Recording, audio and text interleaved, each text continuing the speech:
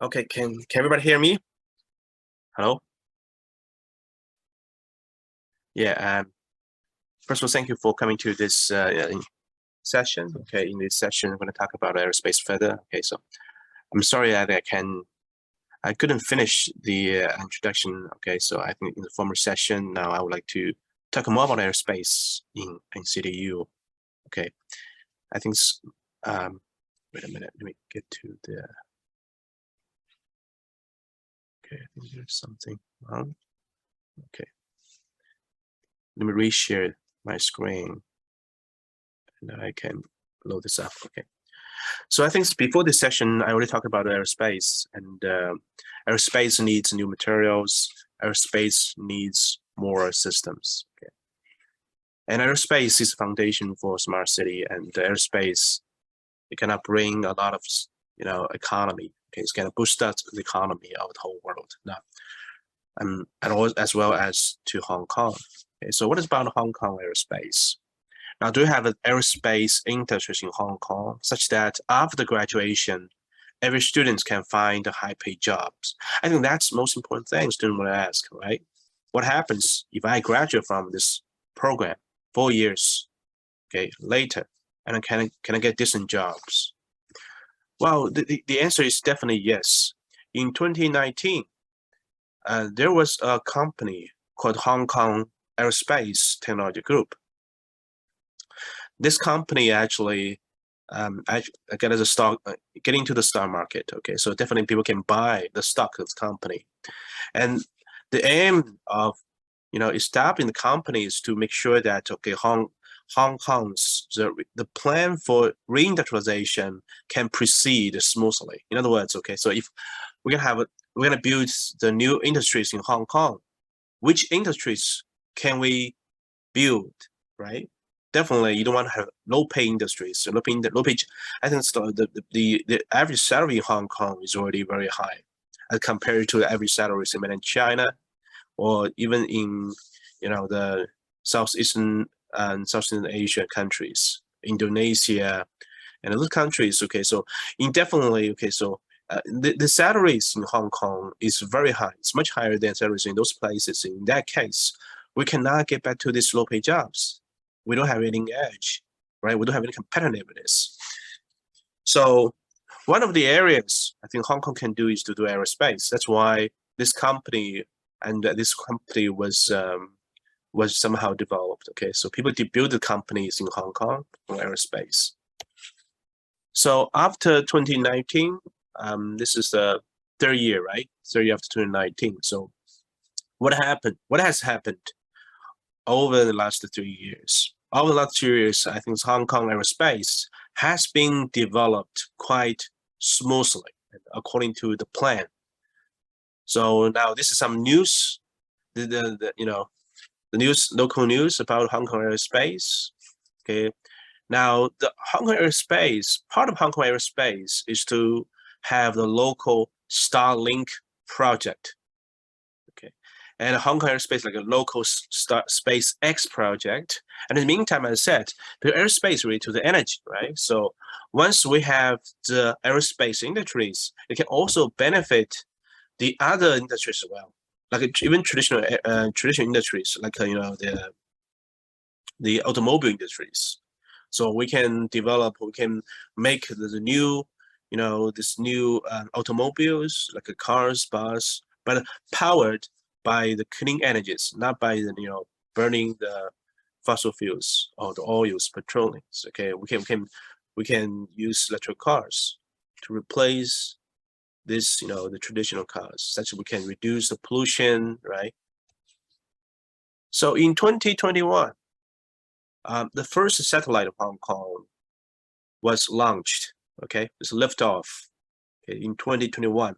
Probably don't know that yet, right? So last year, Hong Kong launched the first satellite, and this first satellite is the start of the local Starlink project. So that's the news last year. Okay, the liftoff of the first Hong Kong satellites. Okay, so they said, okay, the Starlink project of Elon Musk is to make sure that they will cover the whole Earth, right? The whole globe. But Starlink project Hong Kong is to cover the GBA cities. That means the Greater Bay Area cities, right? What's the future of Hong Kong aerospace? Okay, so there are several goals for Hong Kong aerospace. One of the goals is to make satellites. So Hong Kong is going to become one of the manufacturing centers for satellites. Okay, so that can help the reindustrialization of Hong Kong. Make sure that so I think this is going to be the high-paid jobs offered to the young people in Hong Kong. And in the meantime, aside from the manufacturing centers of satellites, for Hong Kong is going to become one of the centers for constellation, telemetry, and transport control centers.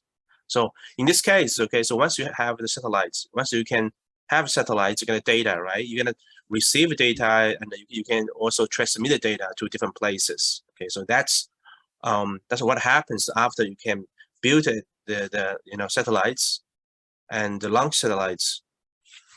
So likewise, so very naturally, Hong Kong is going to become one of the space launch sites for satellites. Okay, as I said, in the next few years, it's gonna be about 200 satellites being launched.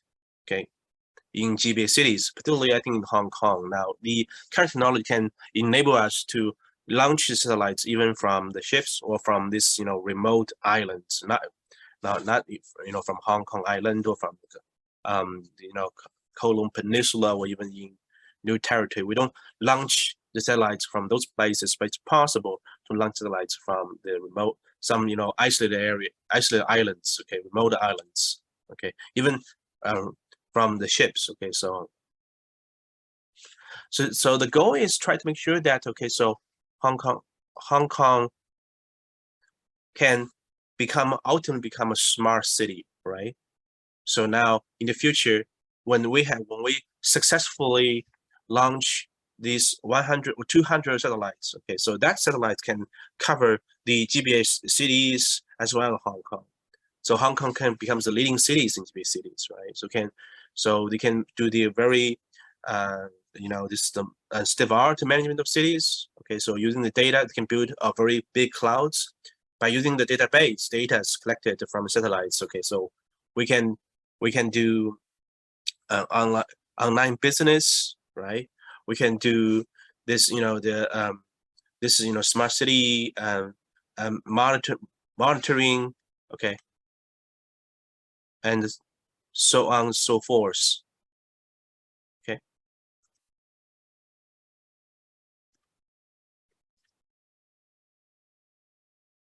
So that's milestones for doing Hong Kong aerospace. Starting from myself, starting from 2019, Hong Kong becomes one of the official members of the International Federation of Aerospace. And in 2020, and Hong Kong, starting from 2020 onwards, Hong Kong has been signed different agreements with the research, with universities, with research institutes, and with local companies to make sure that they can push forward the Hong Kong aerospace projects. Now, so that's what happens in Hong Kong. By the way, let me tell you that Hong Kong already get the first testing site for satellite manufacturing in TKO in Canton, and we know that's the future of aerospace in Hong Kong. So that's a lot of opportunities out there, but we do need people and professionals in aerospace. So now we develop our programs. We realize that so that's what Hong Kong is prepared to do. So the aerospace program in CityU will be focused on two streams. As we're gonna build satellites, right? That's our goal. So this program will prepare students to do two things. One is aerospace materials. That's why I prepared two streams. So after you finish the program, one part of students will be focused on the development of aerospace materials. The other part of students will be focused on the aerospace systems. So now this is for manufacturing, for advanced manufacturing.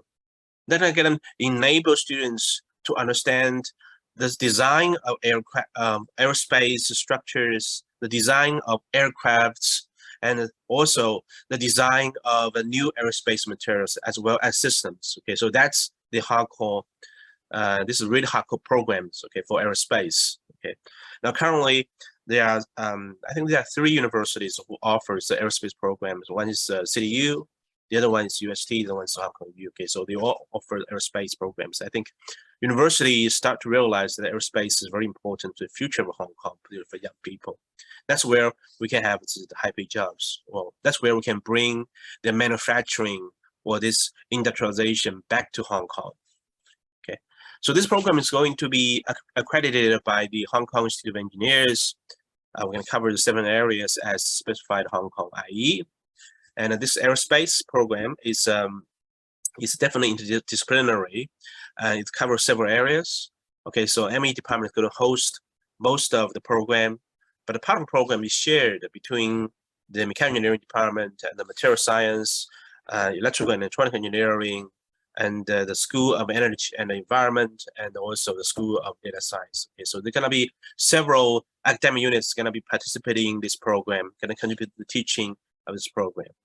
Now, like the other programs like ME and nuclear nuclear engineering, so also offer this internship opportunities as well as the summer placement opportunity to students. So that's the very introduction to aerospace engineering. So from this, we know that our aerospace will be more focused on the manufacturing part of aerospace. Okay, so not the general science. And I should emphasize that, okay, this curriculum structure, is, we design the curriculum structure based on, the models that's well established in UK, like, Bristol University in UK is famous for its aerospace programs. Okay, so we study the program, and we designed new courses, and we put them together, and we offer the two-stream curriculum structures. While this two-stream curriculum structure is quite common in the UK. Okay.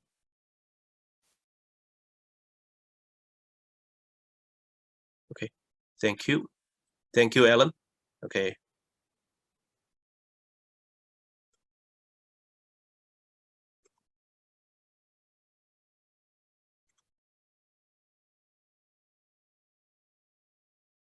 Okay, so I would like to. Okay, so now this is some very brief introductions. Okay, so now this other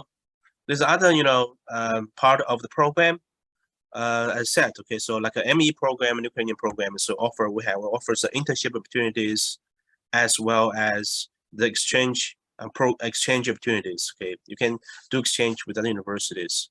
But in the meantime, I think that's the other one is we have in terms of space. Now I think we have a new space allocated to this program. So we will build a very modern aerospace engineering labs.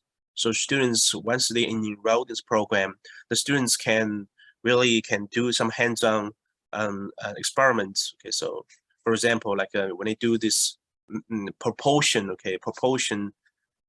experiments, they can do that in Hong Kong. And we also have a campus in Dongguan. Okay, so that's another campus. In that part, we will have part of the aerospace labs being built in that part, because we're gonna have more space there, right? So we can do this design of a new aircraft. So we can really fly this new design aircrafts out there. Okay, so in Dongguan, but in CityU, the main campus in Kowloon Town, it's difficult just because of the limit of the size of campus. Okay, so I think I want to talk about this. Is what I want to talk about. Okay, so hopefully you can get an idea that so there's really a big opportunity out there, and for aerospace. So once you graduate from the program, I think it's no problem to get a job. Okay, so and also we invite the vice president of a Hong Kong Aerospace Technology Group to CityU, and she introduced the company to the public. And according to her, I think that's the pay for the engineers for aerospace will be much higher than the average pay of these common engineers, like mechanical engineers. I can't remember. I think it's after pay, average month salary for other engineers about $20,000 per month. I think it's aerospace. For aerospace, not be much higher, because I think Hong Kong really needs people in this area, okay, for this new industry in Hong Kong. Okay, so that's what I want to share at this moment. Okay, so any questions?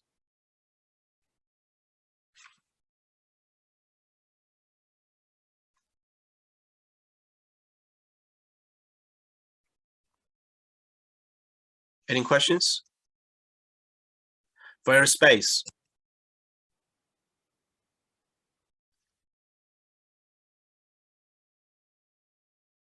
Okay, you can type the questions in chat, okay, so you can see it.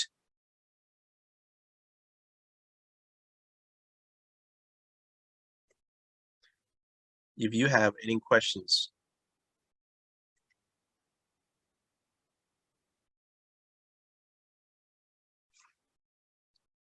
Yeah, that's the hand.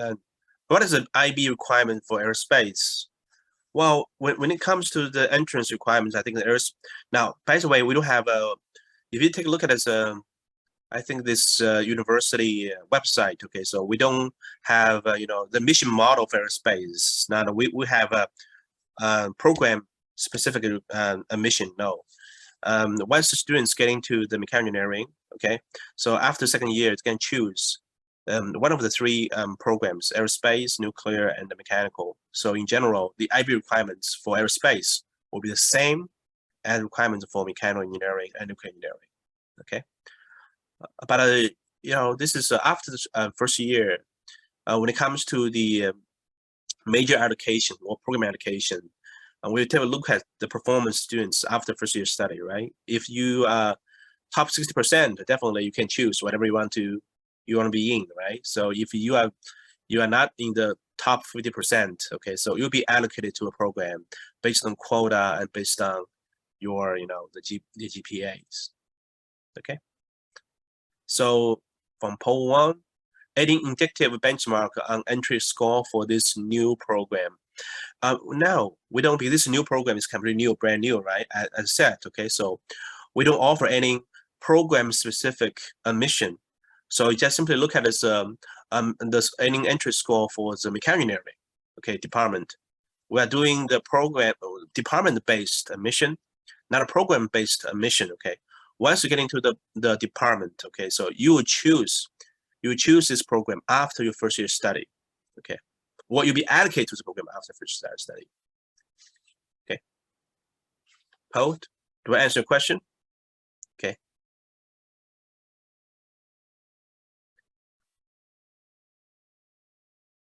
Yeah, adding famous international project example from Cherry. Adding famous international project examples that require workers to study aerospace. Yes, quite a lot. Let me give you some examples. Okay, so now, the Starlink, right? The Elon Musk Starlink, a project X project. And let me tell you, okay, so aerospace is a high-end application, okay? So to do aerospace, you need to know the materials, you need to know systems, you need to know structures, right? So in general, after you graduate from aerospace, actually, and students have many choices, okay, to do. Okay. By the way, aerospace is also a mass-intensive program. So let me give you my experience. Okay, so I graduated from aerospace program actually more than 10 years ago at US. A lot of my friends, my classmates, they also graduated from aerospace, but they didn't go to the academia. They went to Wall Street to do the financial engineering. The reason is quite simple. When you do aerospace, right, when people doing aerospace, you need to make sure that, okay, so all the aircrafts can function properly. So this requires a lot of modeling. Right? Financial engineering as well. Financial engineering, they also need a lot of modeling. So the financial engineering, they welcome students from aerospace because they have the capabilities, okay, to do the careful analysis, okay. So aerospace is it's very welcome. I think it's very welcomed, not in Hong Kong, but also in other places like in US, UK, okay. And aerospace is high end. Okay, once you finish the degree in aerospace, there's a lot of things you can do, right?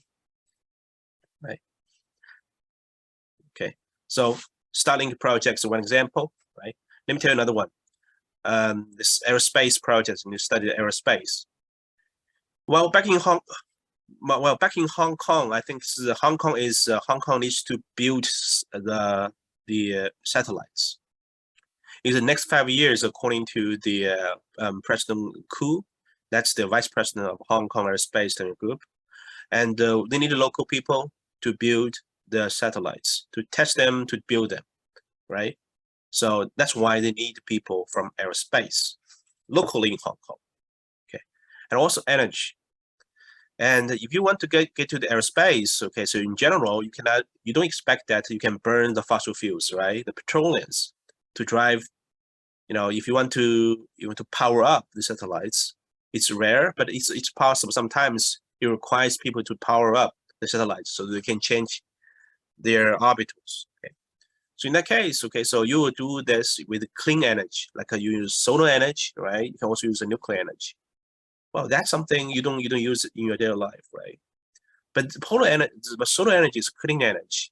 They can be used for aerospace, but also used for other applications. Like this is new cars, okay. And once you have the energy available, you need the batteries, okay. So you have developed new batteries for the clean energies, okay. That's related to the other broad field, okay. So in Hong Kong, I think in the future, I think it's going to happen that all these traditional cars can be replaced by these electric cars, right? Because you're gonna battle the climate change. So that's why aerospace can also can contribute to that field as well. Okay. Any other questions?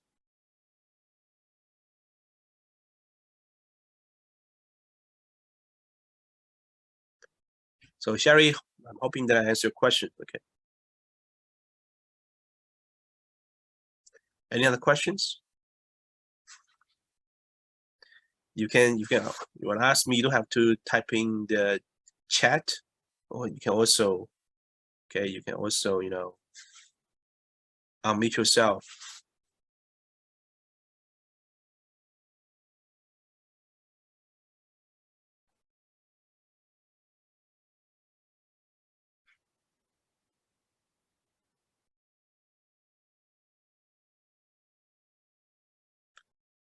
Okay, any other questions? Okay.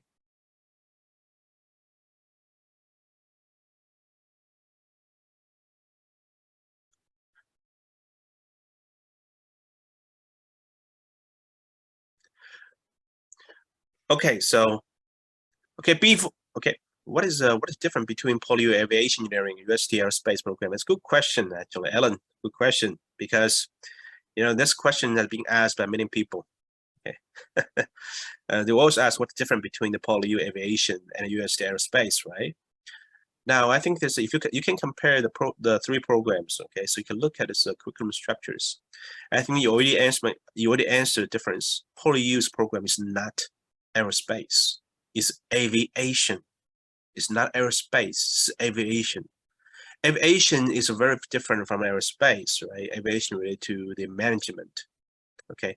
It's aeronautic, it's management of aircraft, which will fly, within the atmosphere, okay? So it's not in outer space, aviation. We take airplane, the management airplane schedule is belongs to aviation, okay? It's aviation, it's not aerospace.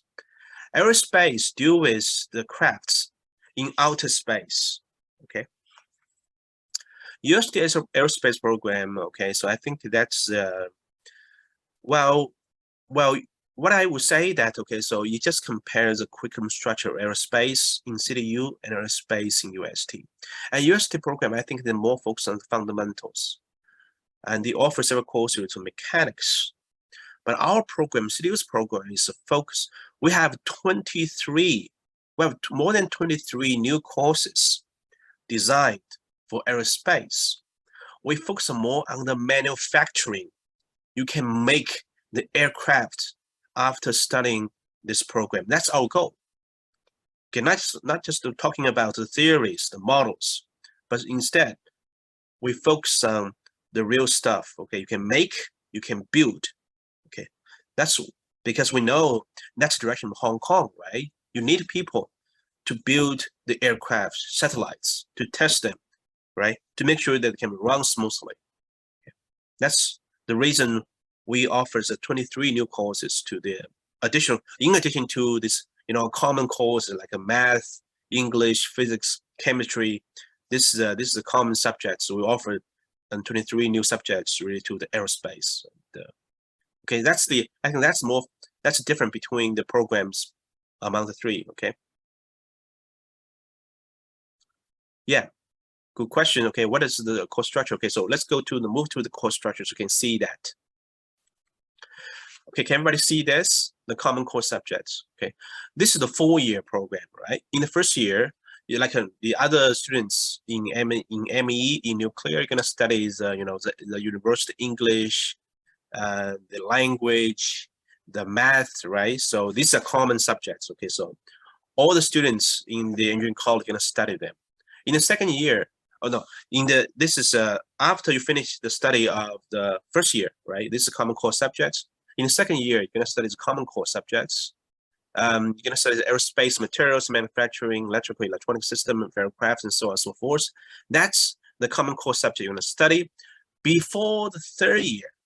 Okay, after you finish the study of the second year, 7 courses. Now, in the study from the third year, you're going to choose one stream to focus. You can choose, if you suppose you choose aerospace material stream.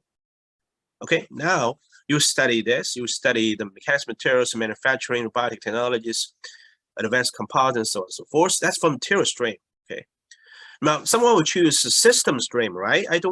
Maybe I'm not a guy who wanted to develop new materials, but I'll be interested in the new systems, right? In this case, if you choose this aerospace systems stream, you're going to study flight control, avionics power systems, signal sensors, communications, spacecraft systems, and so on and so forth. Okay, so as I said, this is a 2-stream curriculum structure. So this is unique in Hong Kong. We are the only place which offers the 2-stream aerospace curriculum. Okay. And this is quite similar, but if you compare our curriculum structure with the curriculum structures in UK, like Bristol, you will see similarities, okay? Because we design our structures based on the curriculum structure in UK. Okay. And where can I find it? You can definitely find the course list. I think it's from website of the department. Just type in the Aerospace Engineering program in CityU. I think you can Google that, and I think the Google can lead you to the course list. Okay, so what is the advantage of having 2 streams? Thank you. Yeah, well, so in general, the advantage of 2 streams, one is the flexibility, right? So students can have the flexibility to choose one concentration. The reason for us to have 2 streams is because this field is too broad. It's very broad. Aerospace is a very broad field. Okay, so you need knowledge from different fields. That's why once we have these 2 streams, okay, in the future they're gonna help you to get the job. Okay, so now I have this concentration, so I can spend more time in this area.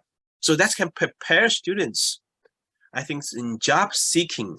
Okay, after you finish study, you can tell people, okay, I know much more than other people in this area, like in your aerospace materials, right? Aerospace systems. That can get students well prepared for that. Okay, so that's my answer to Ginger Sugar. Okay, I'm National University Entrance Examination students. Okay, can I study this program course when I got the offers? Sure, definitely. Nanning. Okay, so you're from mainland China, so National University Entrance Examinations. Yeah, you can do that. As I said, once you get into the ME, the department. Okay, once you get into the department first, as I said, our admission model is not program based. Okay, now this year, we don't admit students directly into the program. We admit students into the department. After your first year study, now you can choose your program, your major, right? You can choose one out of the three in our department. Mechanical engineering, you can choose a mechanical engineering department, mechanical engineering program. You can choose nuclear engineering program. You can choose aerospace engineering program. I don't know, but I think this aerospace engineering is going to be very popular. So now in general, we expect that quite a lot of students will be interested into the aerospace, right? But we have a criterion to allocate students into the program. But in general, if your GPA is good, if you belong to the top 60% of the class, you can choose whichever program you like to get into, okay? Besides studying aircraft, rockets, and the spacecraft, can the engineering knowledge apply to different? Yes, that's right. Yes. And Alan, you're right. So aerospace actually is a high-end field. It combines mechanical engineering, electrical engineering, and even today, data science. Yes, it's correct. You are correct, Alan. Yes, it's a combination of several engineering fields. Okay, so for example, when it gets to, so even let's go back to the curriculum structure. Okay, so you can see why it's a combination of several, right? Instead of just one.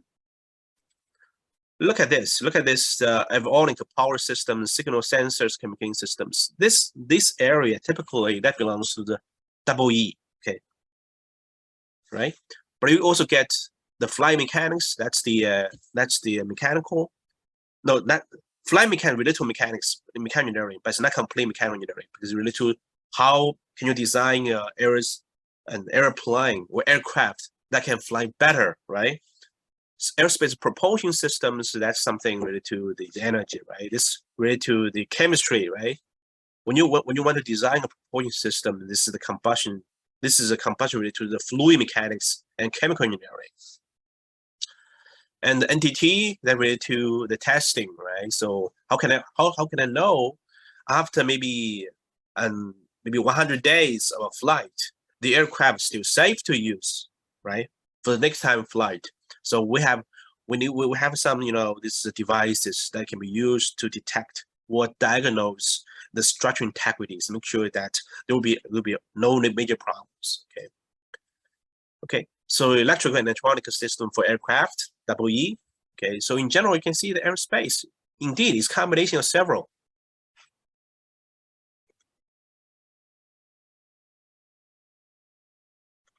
Okay. Is it possible for the graduates to join other industries other than? Yes. I give you my example. Okay, I said, okay, so I also graduated from aerospace. I have a lot of friends. After graduation, they went to Wall Street. Okay, because basically financial engineering also needs people to do calculation, right? So aerospace is a math-intensive program, definitely. It needs. Now, in general, people talk about aerospace, okay, so they must be very smart, right? To do aerospace engineering studies, right? So aerospace is not something, it's not quite straightforward, not easy program, right? It's a high-end program. That's why after you finish your study from aerospace, you have many choices, okay? You can do mechanical engineering, you can do the financial engineering. That's why aerospace is so welcomed in UK and also in US. Okay, there are many choices for students. Okay, Sugar, so that's my question. That's my answer to your question. Okay. Any further questions related to aerospace?